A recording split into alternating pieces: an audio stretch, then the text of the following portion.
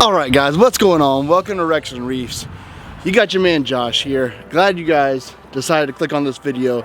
Also wanted to say thank you guys for watching my last video.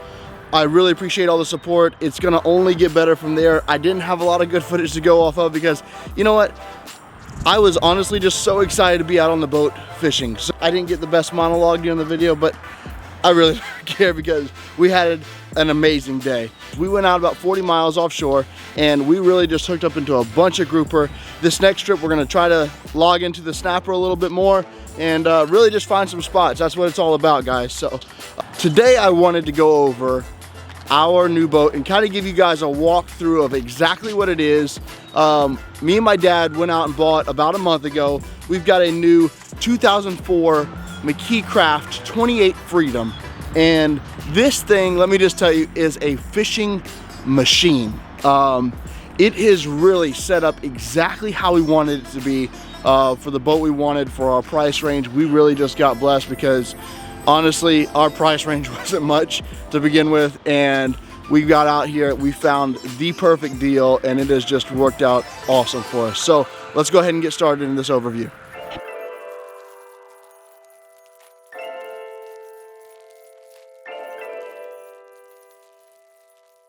So guys, the first thing I want to start with, we're going to start with the front of the boat first, and then we'll work our way back to the back, but we're going to start here at the front.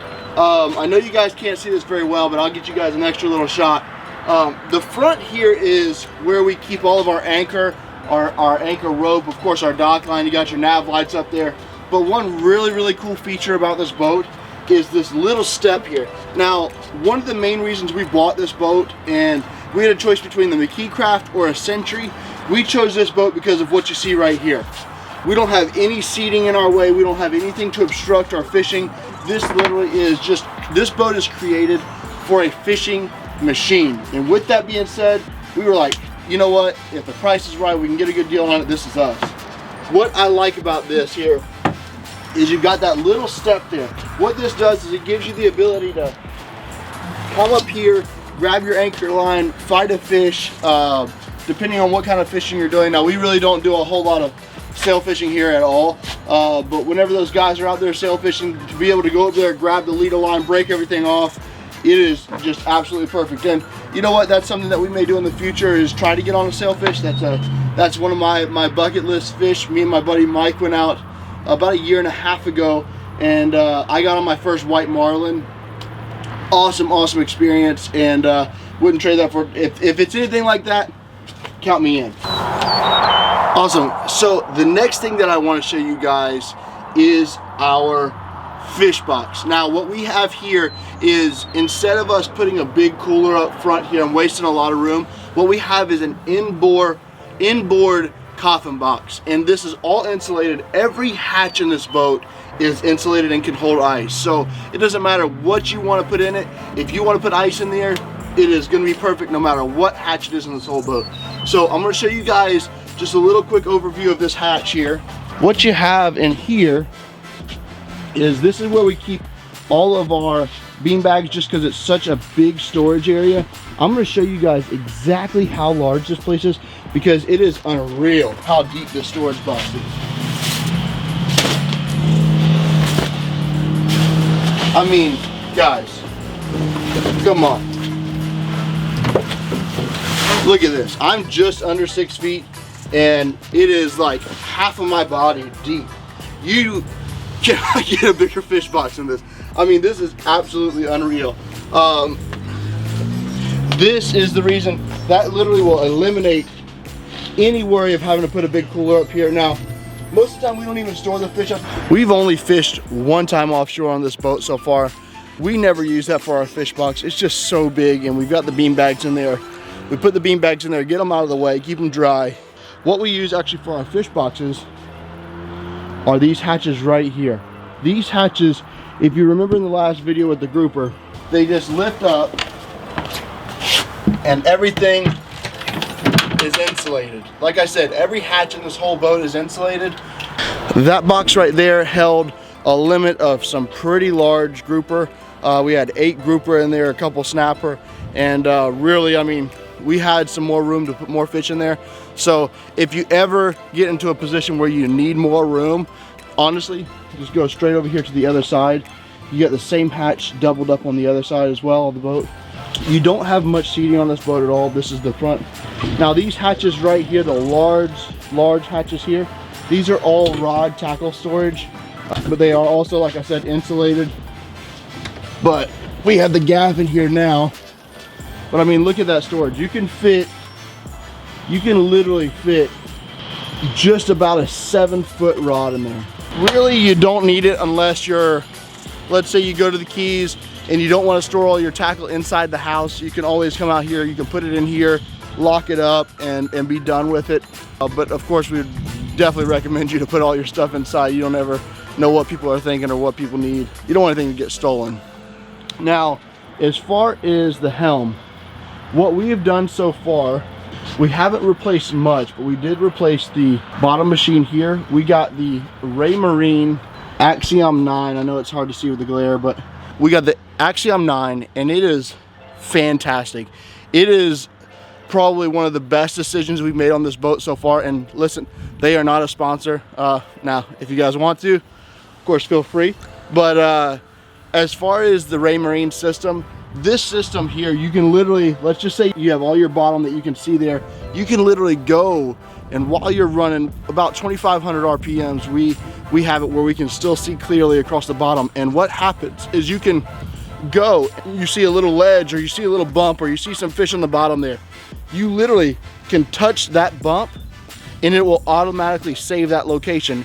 And then if you miss it, you can scroll the bottom back and mark it again. It keeps a record, it keeps a log of the whole day while it's on. It keeps a log, a recording of exactly where you've been, what's on the bottom. And I think that that is one of the coolest features, because honestly, without that feature, I don't know that we would have caught all those fish the last trip, because it literally was a lifesaver. You'd be going 25 miles an hour, 30 miles an hour on plane, and a little speck goes across the screen and you're like, oh my gosh, what was that? You just go back to it, mark it, and you've got it saved. You go back around, you find it, and fish, here we come. These are the older systems. This was original in 2004, the Raymarine autopilot system. We have that disconnected right now. We're gonna go ahead and get new ones so that it communicates with the new Raymarine Axiom, and just so that it works out really, really nice. Because when you have an older system like that with a newer system, they don't communicate that well. It will still work, but it just doesn't communicate that well, where you can say, oh, I want to go to this spot right here on my GPS. You got to go in there and manually tick in your coordinates, and it's just a pain in the butt. So we don't even use it. But we have a regular Yamaha gauges. Everything here is pretty standard. We've got lights up top, spreader lights in the front, spreader lights in the back. Under all the gunnels, you do have lighting underneath and on the floor, so you can see where you're walking. Honestly, I've been on a lot of boats, and I would say this is probably one of the most well lit up boats when it comes to night fishing. It is phenomenal. Next, we have a massive bait well. If you can fill that up and you need more bait, either you don't know what you're doing or you're just on so many fish that it's unbelievable. What we have here is you have your bait well right here, and you also have, this is our little tackle compartment. It holds two trays on the right, it's open on the left. We also have another little tackle compartment right here. This holds a couple of trays in there as well. What we have back here is some rod holders. You've got all of the rod holders in the back on the transom rod holders. You've also got the rocket launchers up top. The two things that this boat is missing is some rod holders here, and also just more storage space for tackle. There really isn't a whole lot of space for tackle storage on this boat, but you know what? That was one of the things that we had to give up, and it was well worth it. Now, when we're talking about rod holders, you literally have rod holders all the way from the back, all the way to the front. This thing is rigged up to fish. Now, we do have two bases for downriggers on each side, and the T-top is actually rigged for outriggers. We just don't have them. On the west coast of Florida, we really don't troll a lot with outriggers and things. You got to go so far out there to get the blackfin tuna and stuff. It's really not even worth it. A lot of the stuff we do here is going to be bottom fishing. We will get into some big bonita. Occasionally you'll have some blackfin blackfin tuna, but mostly you're gonna be in some grouper, some snapper, red snapper, vermilion snapper, yellowtail, all the snapper species we have over here, but we really don't have a lot of those pelagics. Me and my buddies have had awesome luck with the mahi out here. Now they're never big. You just got peanuts and stuff like that and schoolies, but it's a blast to catch, and there's no limit on those on the Gulf Coast. So we keep everything and put them on a sandwich. Now to the most important part of the boat, guys. These here are 2004 225 Yamahas. From 2004 to about 2007, Yamaha had an issue with the midsections of these units. What happens is the midsections corrode over time just because the poor quality of aluminum that was fabricated to go in the center units. We knew this going into the boat, we knew it when we bought it, but when we bought the boat, we bought it from about an 85-year-old man, and we hooked the computer to the motors, and they had 212 hours on them. And I mean, that's, if you guys know anything about boats, that's pretty much brand new. Now, with that being said, out of those 215 hours or 212 hours, whatever it was, 95 of those hours were under 1,000 RPMs. So, I mean, this guy just literally used it to cruise around the canal. He didn't have anything better to do. He just cruised around, hung out with his people, and just, I guess, just enjoyed the time. I don't want to keep you guys for too long. I just wanted to kind of give you guys a little walkthrough of the rig that we got going on. We'll do some tackle and everything like that later on down the road, but we're just going to go ahead and film some awesome fishing videos.